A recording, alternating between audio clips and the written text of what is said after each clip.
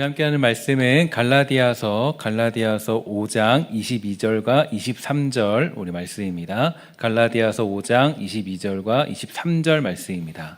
갈라디아서 5장 22절, 23절 두 절 말씀을 우리 각자의 자리에서 우리 함께 다 같이 읽도록 하겠습니다. 갈라디아서 5장 22절에서 23절 말씀 신약성경 308페이지에 있습니다.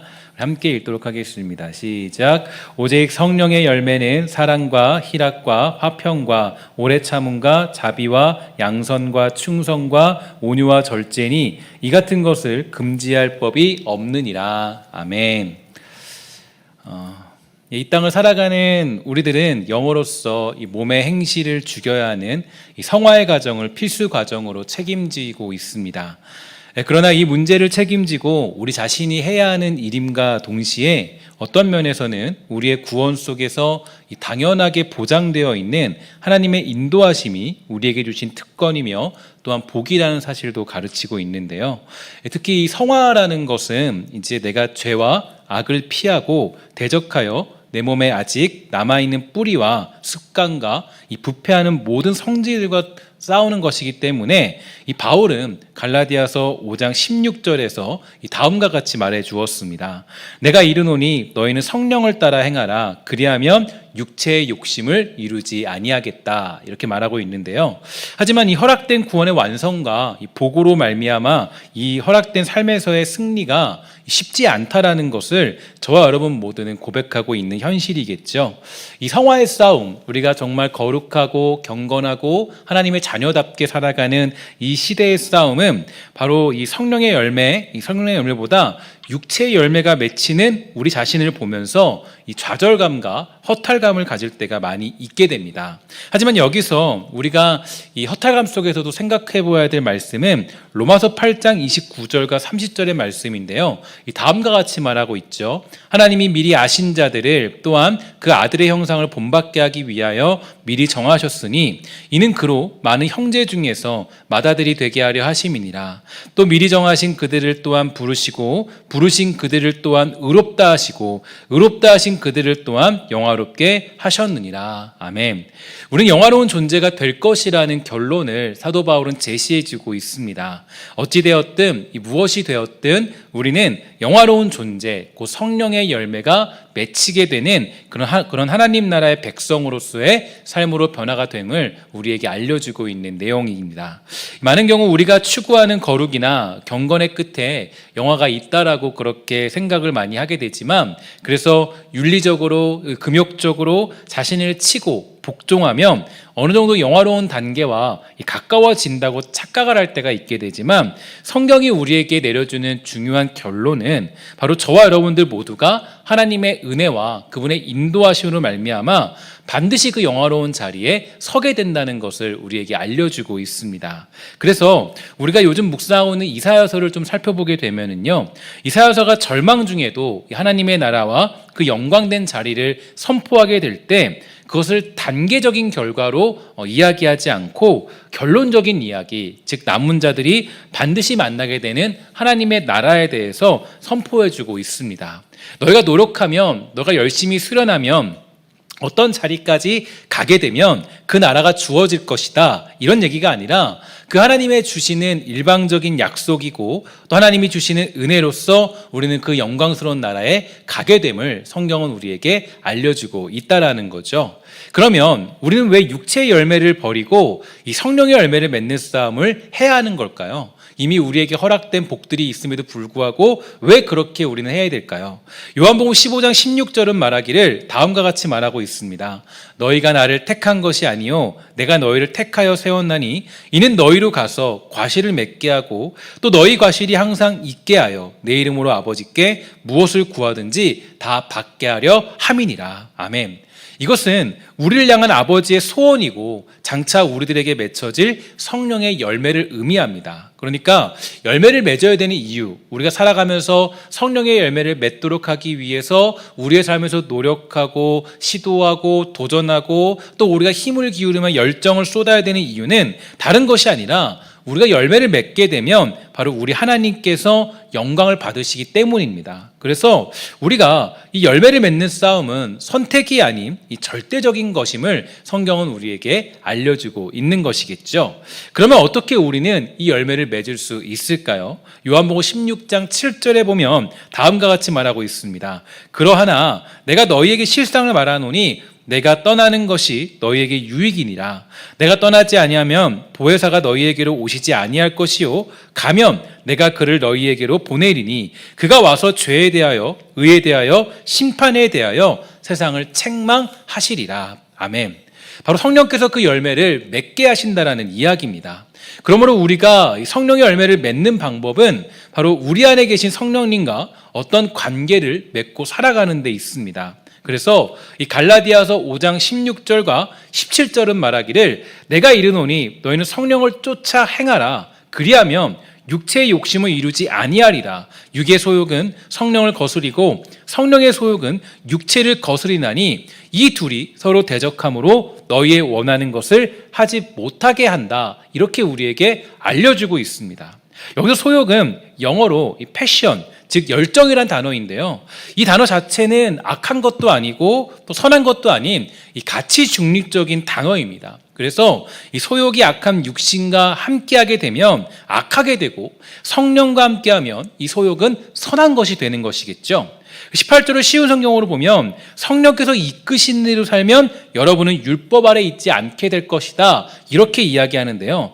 사실 성령님은 우리 안에 계시지만 우리를 강압적으로 끌고 가시는 분은 결코 아니십니다. 그러니까 분명히 우리를 도우시면서 기도하시지만 우리의 의사와 생각과 감정을 조절하여서 자기 결정대로만 끌고 가시는 분이 아니라 우리가 스스로 내가 가진 자유를 가진 자로서 겸비하여서 엎드려 내 모든 감정과 생각을 존중함으로 우리가 그분의 결정을 따라가도록 우리 하나님은 인도하시죠.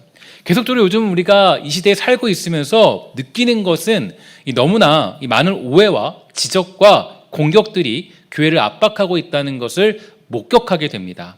물론 이러한 것은 우리로 하여금 신앙을 위축되게 만들고 자신 있게 신앙생활할 수 없도록 만들 뿐 아니라 사회에서 예수 믿는다는 이야기를 하는 것도 어려운 상황이 되고 말았음을 부인할 수 없습니다. 하지만 정말로 이것이 우리에게 있어서 잘못된 일이고 문제가 있는 상황일까요? 저는 그렇지만은 않다라고 생각합니다. 특히 제가 이 부분에서 이 수요 예배 때도 잠깐 말씀을 드렸지만 하나님께서 우리를 가장 합당한 자리로 우리를 이끌어 가시기 위한 당신의 섭리이고 계획이라는 것을 저는 믿어 의심치 않습니다. 하나님은 우리가 스스로 겸비하여서 주님을 찾고 엎드려 성령의 열매를 맺기 위하여 준비되어지고 노력하기를 원하시지 우리가 아무것도 하지 않는데 아무런 준비도 되지 않았는데 그냥 성령의 열매를 맺게 하는 분은 아니라는 거죠. 그래서 우리 하나님은 정말 많은 상황들을 통하여서 결국 우리 성령님과 함께 깊은 관계를 맺게 만드시고자 하는 것이 하나님의 뜻이 되는 거예요. 제가 이번 설교 제목의 이 타이틀을 이 코로나 시대에 맺히는 성령의 9가지 열매라고 그렇게 작성해 보았습니다. 이 코로나 시대는 그동안 우리가 잊고 있었던 이 성령님과의 관계를 다시금 돌아보게 만들죠. 그동안 우리가 추구하던 신앙은 무엇이었습니까? 그동안 우리는 성령님과 어떤 관계를 맺으며 살아왔습니까? 그동안 우리는 그분과 어떻게 살아오며 또 이 신앙을 무엇으로 추구하며 살아오게 되었습니까? 사실 이 마스크를 쓰고 있는 이 다니는 시대 속에서 지금 우리는 누구와 대화하고 또 누구와 말하며 누구와 깊은 관계를 맺으며 살아가고 있습니까? 하나님은 우리에게 요구하는 것이 있는데요. 바로 성령님과 누구보다 깊은 관계를 맺기 원하는 분이십니다. 그래서 하나님은 우리의 입을 가리워 주셨고 막으신지도 모르겠어요.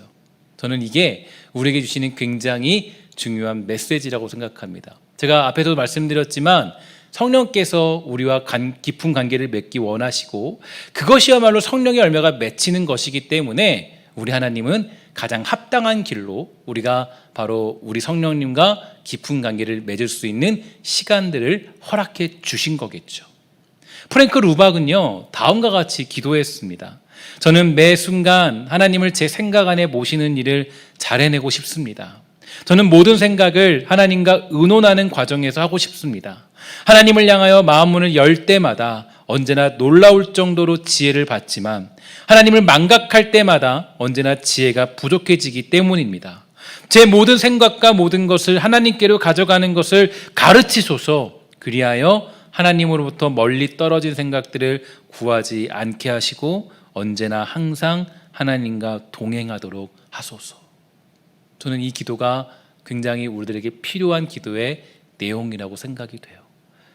우리 성령님과 여러분들의 생각을 나눈 지 얼마나 되었습니까? 우리 안에 계신 성령님과 우리의 삶을 고백한 지 우리는 얼마나 되었습니까? 지금이야말로 마스크로 입을 가리고 저는 이러한 기도를 할 때라고 생각합니다. 제가 이 시간이 날 때마다 하는 것 중에 하나가 누군가의 기도문을 따라 쓰면서 그 기도문을 제 기도문으로 만드는 그런 습관이 있는데요. 지금 우리는 그런 훈련을 해야 할 때라고 생각이 들어요. 조용하게 하나님과 1대1로 만나는 그런 시간들. 하나님 앞에서 나는 어떤 사람이었는지, 나는 과연 성령의 열매를 맺는 사람이었는지, 나는 과연 우리 성령님과 깊은 관계를 맺으면서 나의 입술로, 나의 행동으로, 나의 삶으로 과연 성령의 열매가 맺히는 그런 삶을 살게 되었는지, 우리는 거기서 다시 한번 깊은 훈련을 해야 할 때라는 것이 오늘 우리에게 주시는 메시지죠. 성령님과 깊은 관계를 맺으면서 침묵하며 조용하게 하나님의 뜻에 대해서 우리는 생각해 보아야 할 때가 찾아왔습니다. 저도 그렇게 생각해 보면서 주님께서 주신 생각이 바로 성령의 열매였어요. 그러니까 정말 우리는 성령의 열매를 맺으며 살고 있는가? 정말 우리는 정말 우리 교회는 그런 열매를 맺고 있었는가? 정말 우리 한국 교회는 성령의 열매를 맺히는 그런 교회로 거듭나기를 원했는가? 갈라디아서를 작성한 바울도 그랬습니다. 갈라디아 교회를 개척했던 바울이요, 이 시간이 흐르게 되자 갈라디아 교회를 떠나서 새로운 지역으로 가게 되었는데 그가 갈라디아 교회가 매우 걱정이 되어서 사실 이 편지를 작성하게 된 것이죠. 특히 여러 가지 방법들로 사도 바울에게 전달되어지는 갈라디아의 소식은요, 점점 복음이 퇴색되어서 한 가지 중요한 사상들이 침투하기 시작했는데 바로 유대주의, 즉 율법주의가 그 교회를 망쳐놓고 있었습니다. 율법주의는 복음의 핵심인 그 오직 은혜라는 사실을 망각시켜 버렸고요. 그러니까 바울이 얼마나 마음이 아프고 속이 상했을까요? 그래서 바울은 그런 유대주의를 몰아내고 하나님의 은혜로 사는 삶, 성령님과 동행하는 삶, 은혜의 복음에 대해서 작성한 것이 바로 갈라디아서예요.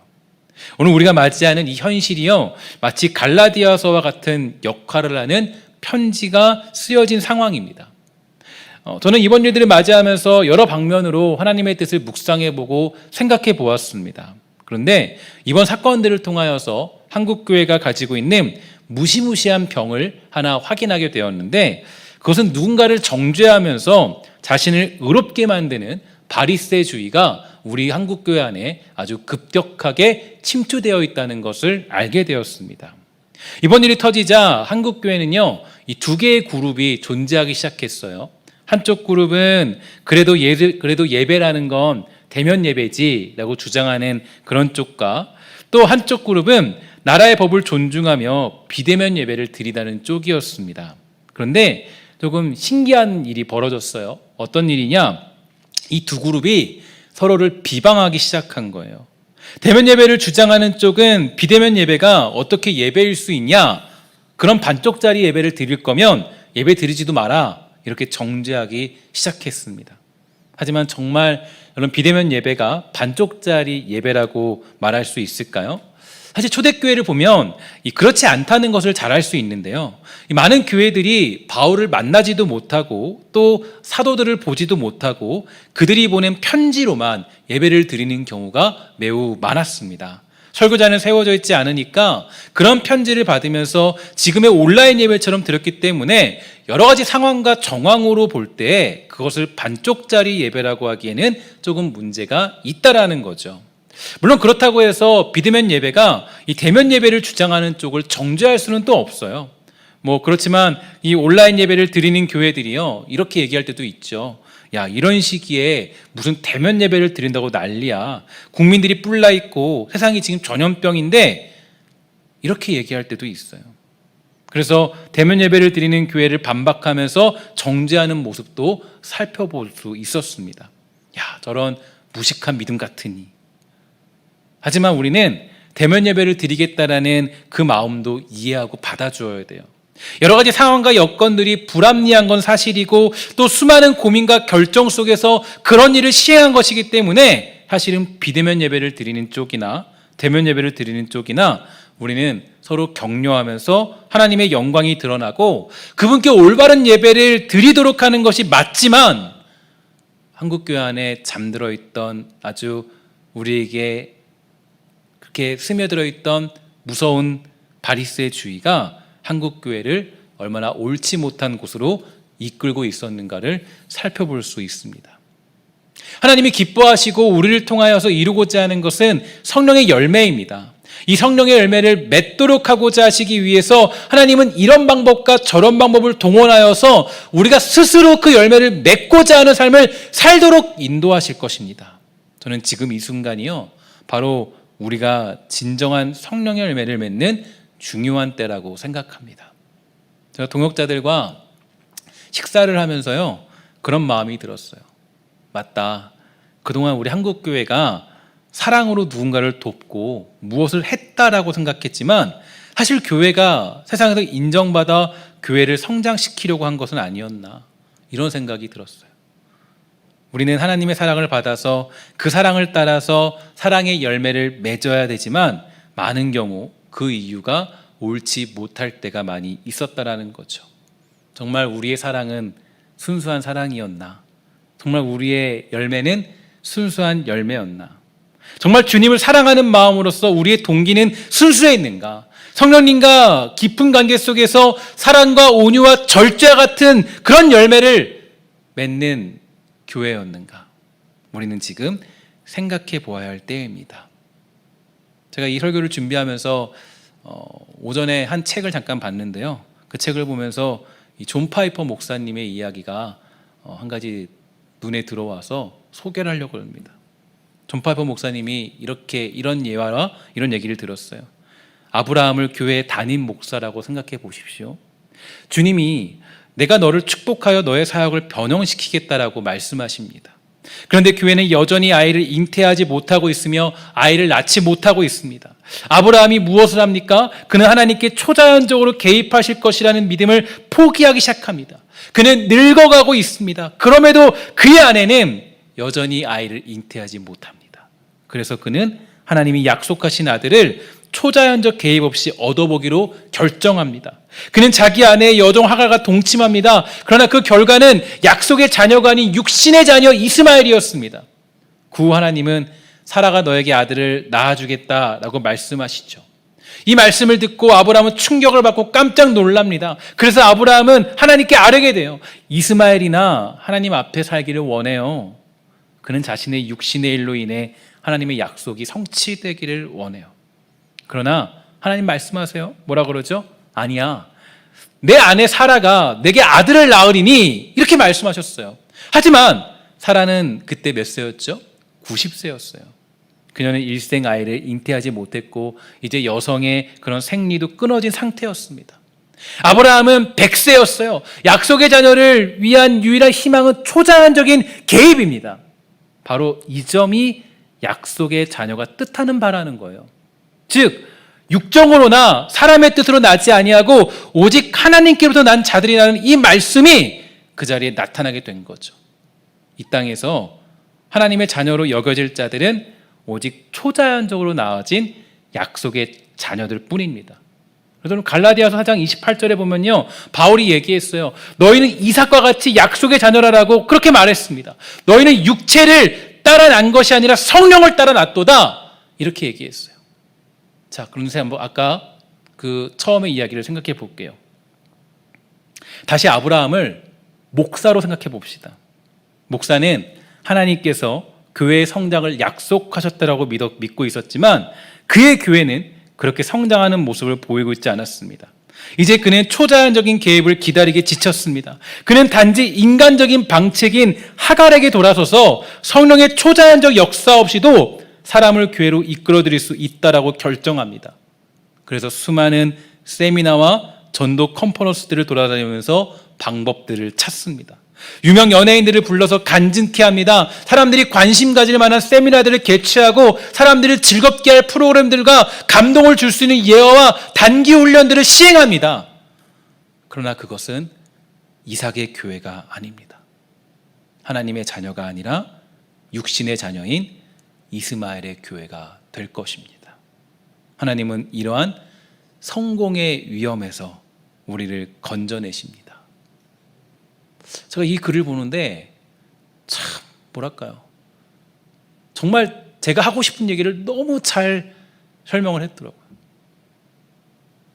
성령의 열매를 준비하면서 저 그런 마음이 참 많이 들었어요. 그동안 한국교회가 추구하던 성령의 열매는 무엇인가?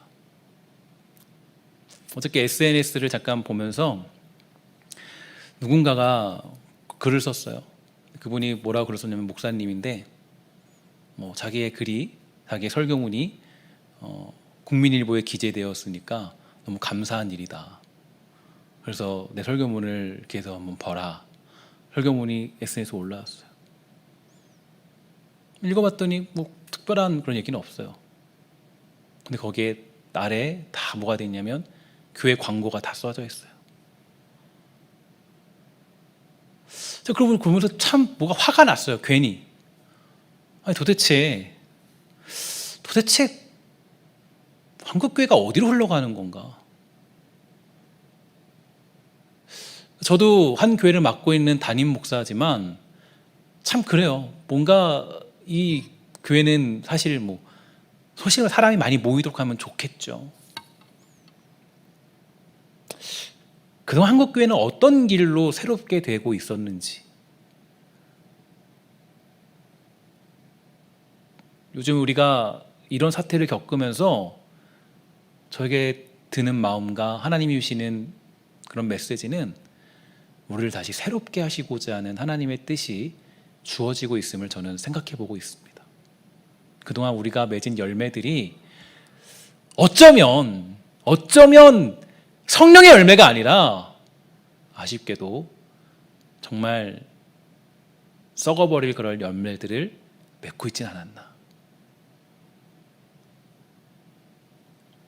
하나님은 우리가 성령의 열매를 맺기 원하시죠. 진짜 사랑, 그죠? 진짜 온유함, 진짜 절제하는 거, 정말 그걸 원하세요. 남들에게 보여주기 원하고 위한 것이 아니라, 야, 우리 이 정도면 사랑이 많지? 이 정도면 우리가 온유하지? 이 정도면 우리가 괜찮은 교회지? 사람들에게 인정받고 박수 받으려고 했던 그 모습들을 우리 안에 가지고 있지 않았는지 우리는 다시 점검해 봐야 돼요. 저는 목회 초기에 담임 목사로서 이런 일을 겪는다는 게 얼마나 큰 축복인지 모르겠어요. 만약에 이런 일이 없었으면 저도 똑같은 꿈을 꾸지 않았을까요? 그냥 부흥시키고 그냥 사람들 많이 모이게 만들고 이게 제 목표가 아니었을까요? 물론 그런 마음을 처음으로 가지지 않았겠지만 그것을 위해서 그냥 내 삶을 드리지 않았을까요? 하나님이 얼마나 슬프셨을까? 하나님은 이제 우리가 진정한 변화를 가질 때라고 말씀하십니다. 마태복음 17장 2절에 보면 이렇게 말씀하세요. 저희 앞에서 변형되사 그 얼굴이 해같이 빛나며 옷이 빛과 같이 희어졌더라. 여기서 변형되었다는 것은 그의 얼굴이 완전히 변화되어서 하나님의 영광의 광채로 변화되었다는 것을 의미하고 있어요. 이전에 더럽고 냄새나고 찢어진 옷을 입으신 주님이 아니라 완전히 새로워진 모습, 즉 하나님의 아들로서 영광의 모습으로 변화된 것을 의미합니다. 이는 우리의 마음이 이렇게 변화받아야 할 것을 말씀해주고 있는 거예요. 흉내만 내는 변화를 말하는 게 아니에요. 우리는 흉내를 내고자 하는 게 아니라 진정한 성령의 열매를 맺어야 됩니다. 갈라디아서 5장 18절 말하죠. 너희가 만일 성령의 인도하는 바가 되면 율법 아래 있지 아니하리라. 이제 우리는 성령의 인도하심을 받는 시간에 돌입하게 되었습니다. 제가 계속적으로 말씀드리지만 이제 교제 중심의 교회는 사실은 적어도 약 1년 반 동안은 불가능해요. 이제 뭐 우리가 함께 모여서 식사하는 것도 이제는 너무 조심하게 먹어요. 저도 요즘 등록자들하고 식사할 때요, 야외에서 먹어요. 웬만하면 먹을 수가 없으니까 웬만하면 밖에서 먹으려고 그래요. 왜냐? 혹시라도 모르니까요.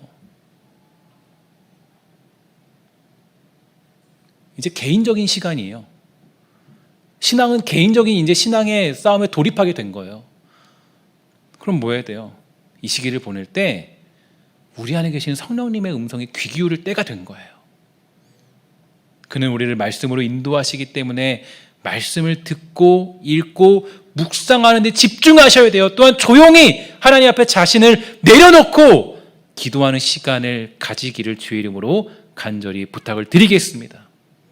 우리 성령님과 저 여러분들은 어떤 관계를 맺으며 살았습니까? 우리를 향하여 말씀하시고 인도하시고자 하는 성령님의 음성을 여러분 들으며 사셨습니까? 로마서 12장 2절이죠. 여러분 너무 잘 아는 말씀이에요. 너희는 이 세대를 본받지 말고 오직 마음을 새롭게 함으로 변화를 받아 하나님의 선하시고 기뻐하시고 온전하신 뜻이 무엇인지 분별하도록 하라. 제가 제일 좋아하는 말씀 중에 하나인데 우리의 명령이잖아요. 너희는 이 세대를 본받지 말고, 쉽게 말하면 세상의 소리에 귀 기울이지 말고, 그렇죠?